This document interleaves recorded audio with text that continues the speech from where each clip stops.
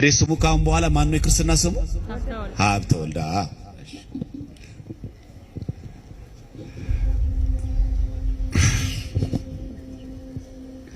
በስመ አብ ወወልድ ወመንፈስ ቅዱስ አሐዱ አምላክ አሜን። በክርስቶስ ኢየሱስ ክርስቲያን የሆናችሁ ውድ የኦርቶዶክስ አማኞች እንዴት ናችሁ? እንደምን ዋላችሁ? እንደምን አደራችሁ? የድንግል ማርያም ጥበቃ፣ የመላእክት ጥበቃ፣ የእግዚአብሔር ቸርነት በእናንተ በቤታችሁ ይሁንላችሁ።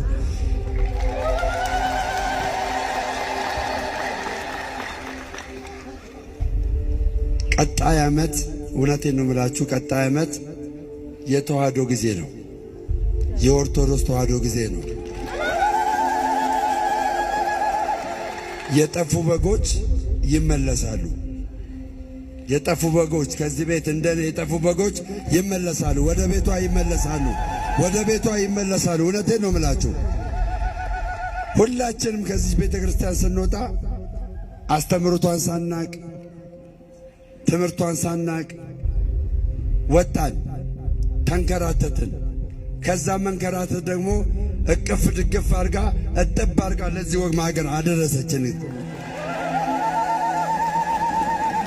ስለዚህ እኔ በጣም ደስ የሚለኝ እናቴ እጅግ በጣም የኦርቶዶክስ ተዋህዶ አማኝ ናት። አባቴም እንደዚሁ።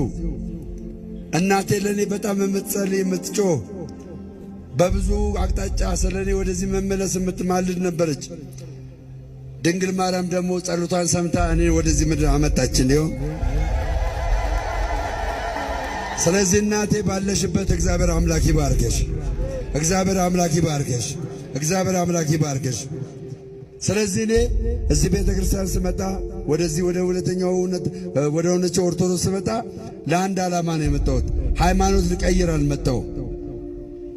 የጠፉ በጎችን እግዚአብሔር በእኔና በወንድሞቼ ወደዚህ ኅብረት ይቀላቅሏቸዋል፣ ይመለሳሉ። ይህንን ይዤ መጥቻለሁ። ምንም ሳያውቁ ኦርቶዶክስን ሳያውቋት የወጡ ልጆች ይመለሳሉ። እግዚአብሔር ደግሞ ከእኛ ጋር ይሆናል። ተባረኩልኝ።